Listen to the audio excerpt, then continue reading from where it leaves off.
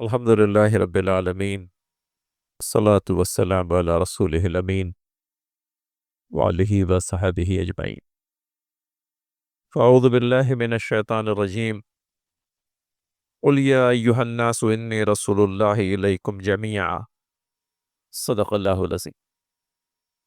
محترم بھائیوں، بزرگوں، دوستو، السلام علیکم ورحمۃ اللہ وبرکاتہ۔ آج کے جمعہ کے سلسلے میں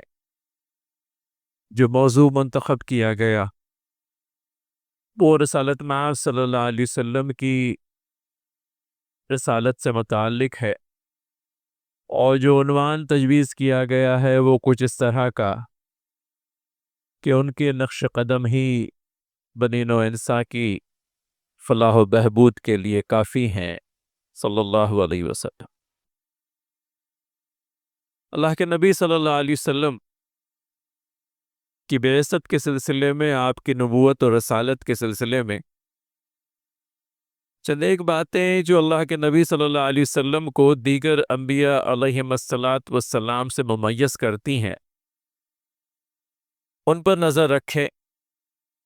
قرآن کریم کے 3 مقامات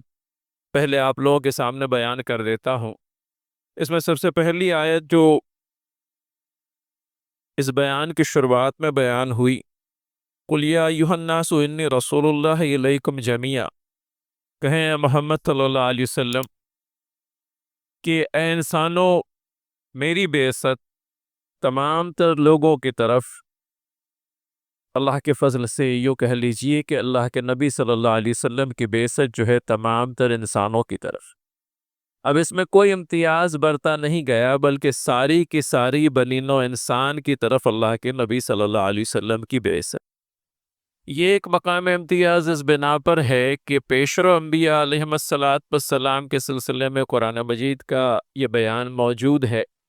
کہ مختلف انبیاء علیہم السلام اپنے قوموں کی طرف نبی بنا کر کے بھیجے گئے تھے۔ اگر ہم سمجھ لیجئے، مثال چند بیان کرنا چاہیں تو عاد و سمود کی مثال ہے، جن کی طرف صالح علیہ السلام کو سمود کی طرف، حضرت ہود علیہ السلام کو عاد کی طرف نبی بنا کر کے بھیجا گیا تھا۔ اصحاب الایکہ کی طرف حضرت شعیب علیہ السلام کو، قوم لوط علیہ السلام کی طرف حضرت لوط علیہ السلام کو۔ تو گویا کہ یہ پتہ چلتا ہے کہ پیشرو انبیاء علیہ السلام اپنی اپنی قوموں کی طرف، برادریوں کی طرف بحیثیت نبی مبعوث فرمائے گئے۔ اللہ کے نبی صلی اللہ علیہ وسلم کے سلسلے میں ارشاد باری تعالیٰ قرآن کریم کے 3 مقامات میں سے یہ پہلا مقام سورہ الاعراف کی آیت نمبر 158، جس میں اے نبی صلی اللہ علیہ وسلم کہہ دیجئے میں تم سب کی طرف نبی بنا کر بھیجا گیا۔ تو تمام تر انسانوں کو خطاب کر کے یہ بات کہی گئی کہ اللہ کے نبی صلی اللہ علیہ وسلم تمام تر انسانوں کی طرف نبی کی حیثیت سے بھیجے گئے۔ پھر اس سے اور آگے کو بڑھ جائیں تو ہمیں سورہ سبا کی آیت نمبر 28 ملتی ہے، جس کا ترجمہ یہ ہے کہ ہم نے نہیں بھیجا تمہیں مگر تمام نوع انسانی کے لیے بشیر و نذیر بنا کر۔ تو اس آیت مبارکہ کی روشنی میں بھی یہ بات پتہ چلتی ہے کہ اللہ کے نبی صلی اللہ علیہ وسلم تمام تر نوع انسانی کے لیے، اور تمام تر نوع انسانی کے اندر میں صرف مسلمان ہی نہیں، اس دھرتی کے سینے پر رہنے بسنے والے تمام تر انسان، وہ کافر، مشرک اور منکر ہی کیوں نہ ہو، ان سب کی طرف اللہ کے نبی صلی اللہ علیہ وسلم کی بعثت ہوئی ہے، ایک بشیر کی حیثیت سے، ایک نذیر کی حیثیت سے، بشارت دینے والا، انجام نیک کی خوشخبری دینے والا، اور خدا نخواستہ نوع انسانی اس راہ ہدایت سے منحرف ہو کر اپنی منمانی راہوں پر چل لیتی ہے تو کہیں اس بات کا انذار بھی، کہیں اس بات کا ڈراوا بھی کہ تمہاری اپنی منتخب کردہ راہ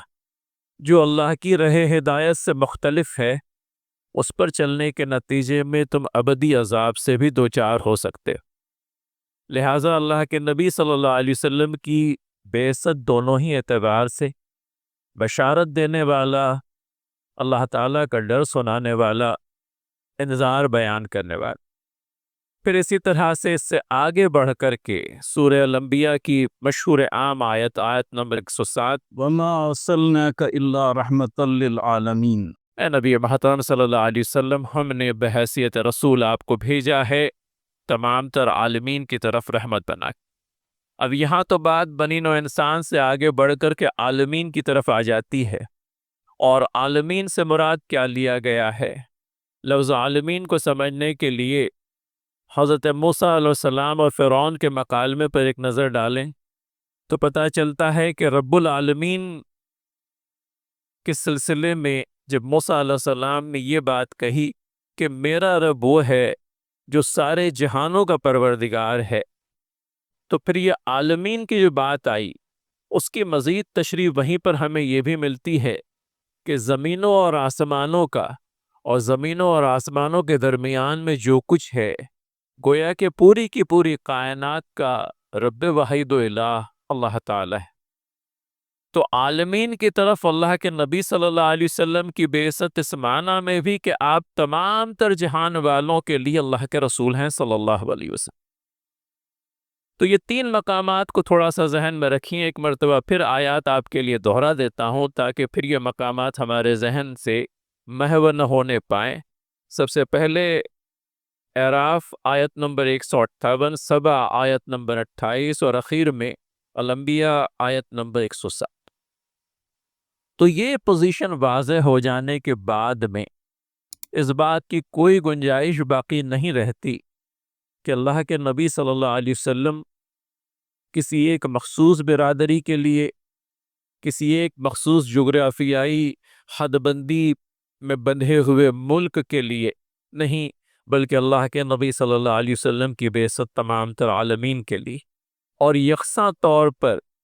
بلا امتیاز مذہب و ملت، بلا امتیاز رنگ و نسل، اللہ کے نبی صلی اللہ علیہ وسلم سب کی طرف رحمت للعالمین بنا کر کے بھیجے گئے۔ یہ امتیاز اللہ کے نبی صلی اللہ علیہ وسلم کے لیے خاص ہے،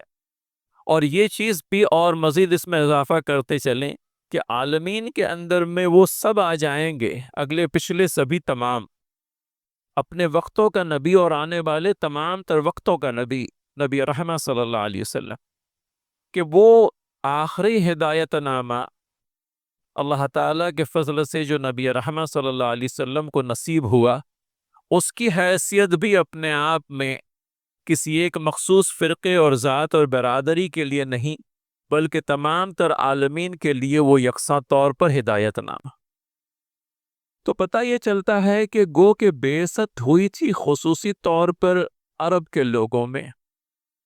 قرآن کریم نازل ہوا عربی زبان میں، اور اللہ کے نبی صلی اللہ علیہ وسلم کی دعوت کے اولین مخاطب عرب ہی رہے۔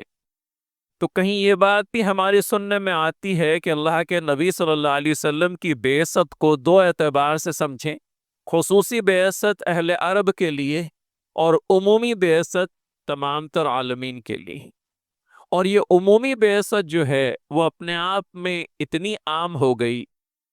کہ جغرافیائی حدود بندیوں سے نکل کر سارے عالم میں چہار دانگ میں اللہ کے نبی صلی اللہ علیہ وسلم کی دعوت پھیل گئی۔ اور یہ امتیاز نہ صرف آپ کو یوں کہہ لیجئے کہ تحریری طور پر نصیب ہے،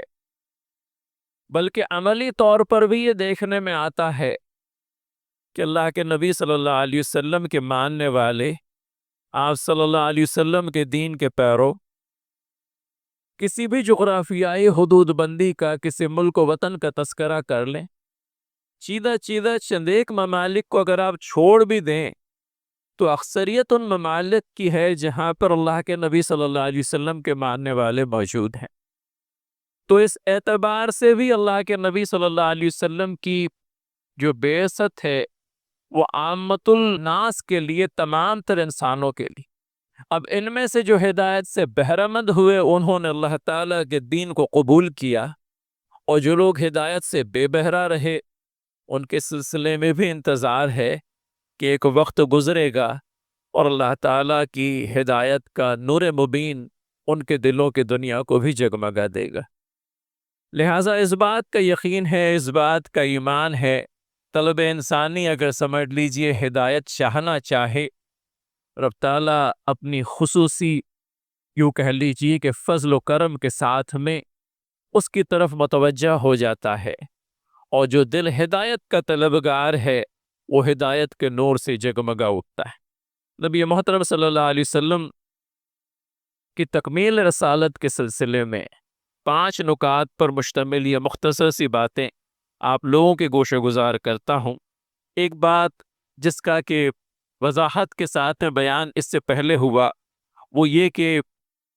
پچھلے انبیاء علیہم الصلاۃ والسلام جہاں اپنی اپنی قوموں اور برادری کی طرف نبی کی حیثیت سے بھیجے گئے، اللہ کے نبی صلی اللہ علیہ وسلم کی یہ خصوصی شان کہ اللہ کے نبی صلی اللہ علیہ وسلم سارے عالمین کی طرف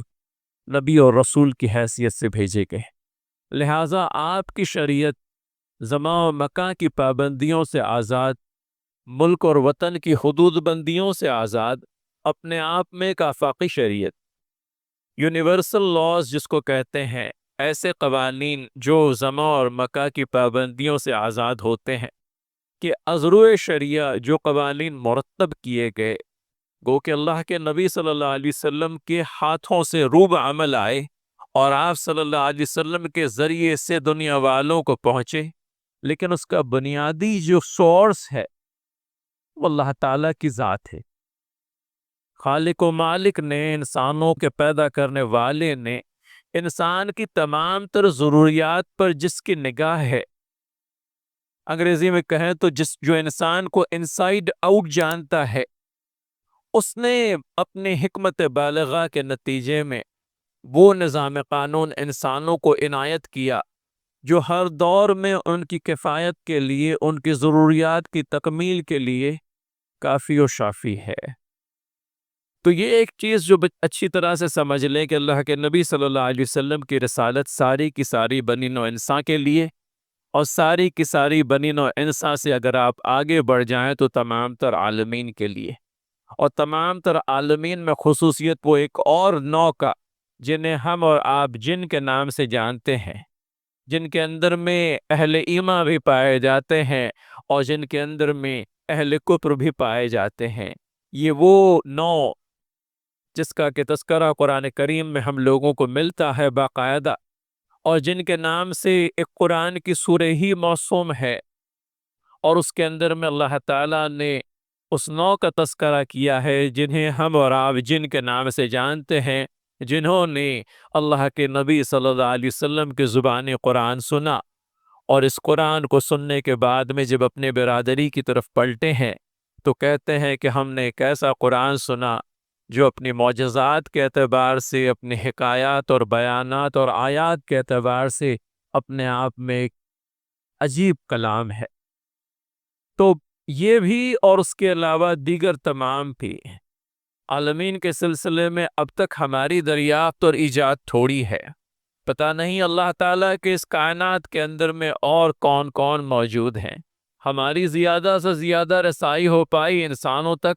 انسانوں سے کسی درجہ آگے بڑھ گئے تو جنوں تک پہنچے، لیکن اس کائنات کے اندر میں اور کس نوعوں کے لوگ بستے ہیں اللہ ہی بہتر جانتے ہیں۔ کہیں ہمیں یاجوج اور ماجوج کا تذکرہ بھی قرآن کریم میں ملتا ہے، اب وہ کون ہے، کیا ہے، کس طرح کی قوت رکھتے ہیں، اپنے آپ میں زمین کو تہوبالا کرنے کی قوت ان کے اندر میں موجود ہے، کہیں یہ بھی ہمارے پڑھنے میں آتا ہے۔ تو عالمین لفظ کو عالمین پر ہی چھوڑ دیا گیا، بغیر تشریح کیے یہ بات کہی گئی کہ زمینوں اور آسمانوں اور زمینوں اور آسمانوں کے درمیان میں جو سب ہیں ان سب کی طرف اللہ کے نبی صلی اللہ علیہ وسلم کی بعثت بحیثیت نبی اور رسول صلی اللہ علیہ وسلم۔ پھر اس سے آگے بڑھ جائیں تو تکمیل رسالت کے سلسلے میں دوسری بات جو بیان ہوتی ہے، اللہ کے نبی صلی اللہ علیہ وسلم سے پہلے بھی مختلف انبیاء علیہم السلام کو آسمانی صحیفوں سے نوازا گیا، اور ہم جانتے ہیں زبور، تورات اور انجیل کے بارے میں ہماری معلومات ہے، ہمیں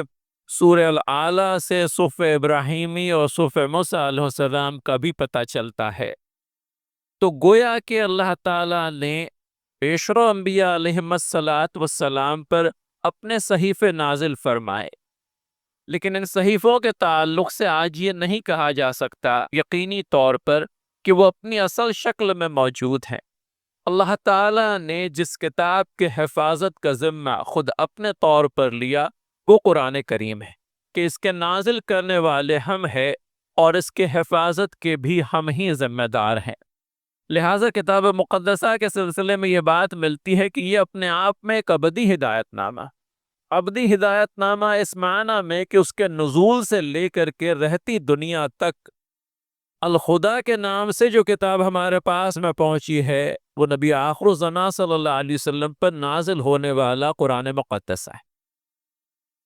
تو اللہ کے نبی صلی اللہ علیہ وسلم کی رسالت کی تکمیل اس بنا پر بھی کہ آپ جس صحیفے سے نوازے گئے وہ صحیفہ، اس کی تعلیمات، اس کے احکامات و فرامین کسی ایک مخصوص دور تک محدود نہیں، بلکہ یہ دنیا جتنے ادوار دیکھیں گی ان تمام تر ادوار کے لیے یکساں طور پر اس کے فرامین، اس کے قوانین لاگو رہیں گے۔ تو یہ ایک دوسری حیثیت سے اللہ کے نبی صلی اللہ علیہ وسلم کی رسالت کی تکمیل ہوتی ہے کہ اللہ نے اپنے آخری نبی صلی اللہ علیہ وسلم کے ساتھ ایک ایسی کتاب کرتی جو تمام تر نوع انسانی کے لیے ہی کیا، تمام تر عالمین کے لیے اپنے آپ میں ایک فائنل اور کمپلیٹ گائیڈنس ہے۔ اب اس کے اندر میں کوئی تحریف ہونا نہیں، اس کے اندر میں کوئی تبدیلی ہونا نہیں، یہ اپنے آپ میں ایک مستقل ہدایت نامہ جس کو آپ ڈے ان اور ڈے آؤٹ دیکھ سکتے ہیں۔ کتابوں کے سلسلے میں کہا جاتا ہے وقت گزرنے کے ساتھ میں کتابوں کے اندر میں لکھی گئی باتیں افسانہ پاری نہ ہو جاتی ہیں، گزرے ہوئے زمانے کا فسانہ بن کر کے رہ جاتی ہیں، لیکن کتاب اللہ اپنے آپ میں زمان و مکان کی قید سے آزاد ہے،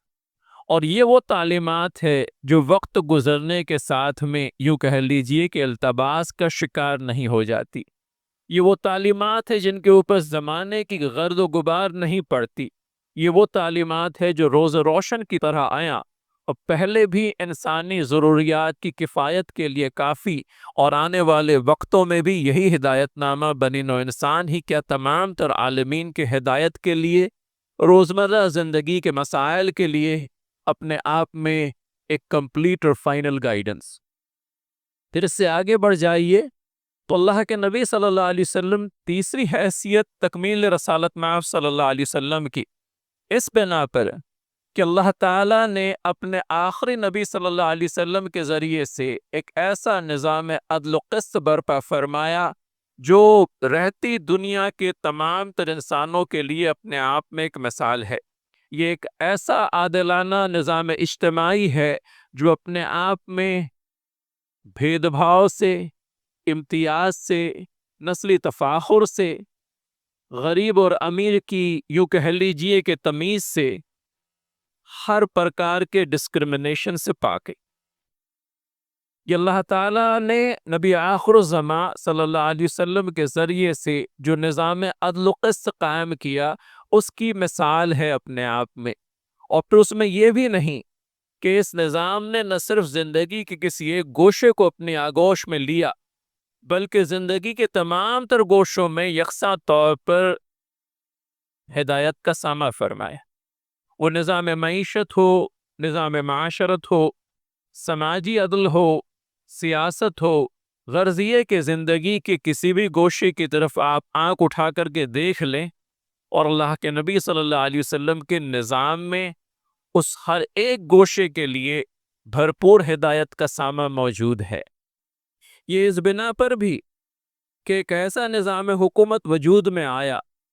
جو ان یونیورسل پرنسپلز پر مبنی ہے جو مشہور عام ہے اور جن کو یکساں طور پر قبولیت حاصل ہے۔ اس میں حریت ہے، اخوت ہے اور مساوات ہے۔ یہ تین بنیادی گورننس کے پرنسپلز ہیں جن کا دعویٰ تو ہر ایک حکومت کرتی ہے لیکن عملاً ان کا نفاذ کم ہی دیکھنے میں آتا ہے۔ اول ترین چیز وہ یہ کہ انسانی آزادی، اور انسانی آزادی اپنے آپ میں انسان کا وہ سب سے بڑا بنیادی حق جو اللہ تعالی نے ہی اس کو عنایت کر دیا تھا۔ حضرت عمر رضی اللہ تعالیٰ عنہ کا وہ تاریخی جملہ کہ ان کے رب نے تو انہیں آزاد پیدا کیا تھا، تم نے کب سے انہیں غلام کر لیا۔ تو یہ جو چیز ہے، یہ انسان کے پیدا ہونے کے ساتھ میں ہی اللہ تعالیٰ نے اس کو یہ حق عنایت کیا ہے کہ اس کو آزادی ہو، اور یہ آزادی جسے حریت کے نام سے جانا جاتا ہے، آج اس پر مختلف ہیلوں اور بہانوں سے قدغنے ہیں، پابندیاں ہیں۔ اللہ تعالیٰ کے دین نے آزادی کا جو یونیورسل کانسیپٹ دیا، آج اس یونیورسل کانسیپٹ کی بات کی تو جاتی ہے، لیکن عملاً اس کے نفاذ میں دنیا بھر کے روڑے اور رکاوٹیں یوں کہہ لیجیے کہ لا کر ڈال دیے جاتے ہیں۔ پھر اسی کے ساتھ میں انسانی مساوات، اور وہ مساوات کی بہترین مثال ہم صرف اس لیے نہیں کہتے کہ ہم مسلمان ہیں، تاریخ کا جو بھی غیر متعصبانہ مطالعہ کرے گا، اس کو اللہ کے نبی صلی اللہ علیہ وسلم کی زندگی کے اندر میں انسانی مساوات کی بہترین امثال سامنے دیکھے گا وہ اپنے۔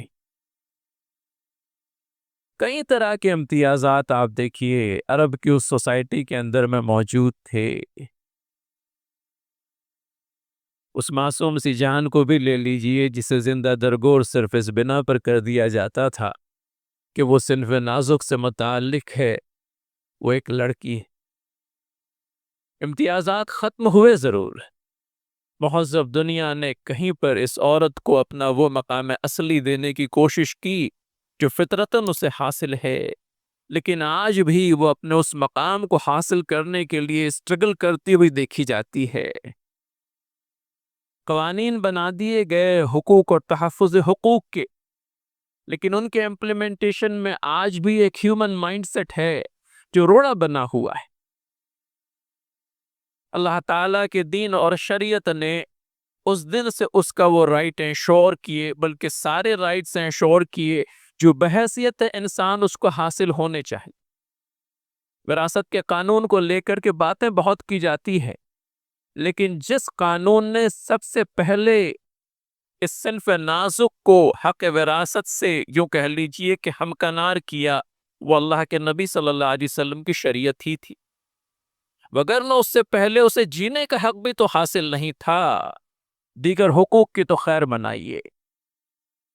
تو مساوات کا معاملہ جہاں پر آیا، اللہ تعالیٰ کے دین نے تفرقات اور امتیازات کے ساری بنیادوں کو ڈھا کر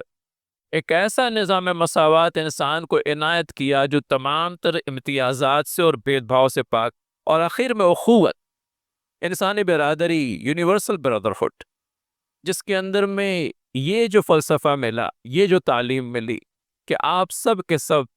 آدم علیہ السلام کی اولاد ہیں، وہ آدم علیہ السلام جن کو اللہ تعالیٰ نے پیدا کیا اور اسی نو سے ان کا جوڑا بنایا، لہٰذا تخلیق کے اعتبار سے تمہاری سب کی تخلیق چونکہ اس بنیادی جوڑے سے ہوئی ہے، لہٰذا تمہارے درمیان میں انسانی اخوت کا ایک رشتہ ہے جو نہ ٹوٹنے والا ہے۔ آخری بات جو کہنی ہے، بلکہ آخری دو باتیں، اللہ تعالیٰ کے نبی صلی اللہ علیہ وسلم نے نہ صرف اس نظام عدل و قسط کو تحریری طور پر یوں کہہ لیجئے کہ مرتب فرمایا، بلکہ اپنی حیات بھر کوششوں کے ذریعے سے اس کو رائج کر کے بھی بتایا۔ تو یہ چیز بھی ملتی ہے، آپ دیکھیے، کبھی فکر و فلسفہ نظریہ کتابوں کے اندر میں سنہری حروفوں میں لکھا ہوا تو نظر آتا ہے، لیکن عمل کی دنیا سے اس کا کوئی رشتہ جڑتا ہوا دکھائی نہیں دیتا۔ لیکن اللہ کے نبی صلی اللہ علیہ وسلم نے جس عدل و قسط کے نظام کو قائم کیا، اس کے اندر میں بات پکی تھی۔ اگر سمجھ لیجئے دختر رسول اللہ صلی اللہ علیہ وسلم فاطمہ رضی اللہ تعالی عنہا چوری کرتی ہے، نعوذ باللہ من ذالک، تو اسے بھی وہی سزا دی جائے گی کسی عام مسلم عورت کو دی جائے گی۔ یہ نظام مساوات تھا، وگرنہ بنی اسرائیل نے انصاف کے دونوں پلڑوں کو جو ہے یوں کہہ لیجئے کہ ہلکا اور بھاری کر دیا تھا۔ کوئی باعزت گناہ کرتا، سو کالڈ باعزت، تو اس کے لیے انصاف کا پلڑا جھک جاتا، اور کوئی غریب بیچارہ کسی جرم میں ملوث پایا جاتا، اس کے اوپر ظلم کے دہانے کھول دیے جاتے۔ اللہ کے نبی صلی اللہ علیہ وسلم نے انصاف کے دونوں پلڑوں کو برابر کر دیا۔ پھر اس کے بعد میں آخری چیز وہ یہ کہ انسانی معراج اور اس کا ارتقا، اللہ تعالیٰ کے فضل و کرم سے یہ چیز نبی محترم صلی اللہ علیہ وسلم کو حاصل ہوئی کہ انسان کے اخلاق و کردار کی پرورش کر کے اللہ تعالیٰ کے فضل سے ایک ایسے انسان کو گھڑایا گیا، ایک ایسے انسان کو ترتیب دیا گیا، ایک ایسے انسان کو اس جہان فانی کے سینے پر لا کر کے کھڑا کر دیا جو اخلاق و کردار میں، معیشت اور معاشرت میں، خدا ترسی اور انصاف اور عدل قسط کے اندر میں اپنے آپ میں ایک مکمل انسان بن کر کے سامنے آیا۔ اور اس سلسلے میں جو بھی کوششیں ہوئی اس میں اللہ تعالیٰ کی ہدایت کا دخل تو لازم طور پر تھا ہی، لیکن انسانی کوششوں، ایثار اور قربانی کو بہت بڑا دخل حاصل رہا۔ حضرات انبیاء علیہ السلام جو اللہ کے نبی صلی اللہ علیہ وسلم سے پہلے گزرے، ان کی اپنی جانفشانی اور کوششوں سے کسی کو انکار نہیں ہو سکتا، لیکن 63 سالہ زندگی کے اندر میں اللہ کے نبی صلی اللہ علیہ وسلم نے جو انقلاب برپا کیا، اس کم سے کم مدت کے اندر میں اتنے بڑے اور عظیم انقلاب کو برپا کرنے کی توفیق و سعادت نبی آخر الزمان صلی اللہ علیہ وسلم کو ہی حاصل رہی۔ قلت وقت کی بنا پر بات کو کچھ قدر جلدی سے کہنا پڑ رہا ہے، میں اپنی بات کو یہیں ختم کرتا ہوں۔ اللہ تعالیٰ سے دعا ہے ہمارے نوجوانوں کو باری تعالیٰ توفیق دے، اللہ کے نبی صلی اللہ علیہ وسلم کی سیرت مبارکہ کو پڑھنے کی۔ دنیا جہان والوں میں بڑا شور ہے، انسانیت کے نام نہاد محسنوں کا، جنہوں نے احسان کم اور نقصان زیادہ کیا، لیکن چونکہ ان کو پڑھا جاتا ہے، ان کو سمجھا جاتا ہے، ان کا بول بالا ہے، لہٰذا کہیں رسالت مآب صلی اللہ علیہ وسلم کی سیرت کی روشنی ماند پڑتی ہوئی نظر آتی ہے۔ لیکن جو دل ایمان سے روشن ہے، جن کا اعتقاد اور ایمان ہے اللہ کے نبی صلی اللہ علیہ وسلم پر، وہ پڑھے اپنے نبی صلی اللہ علیہ وسلم کو، اور اس کے ذریعے سے،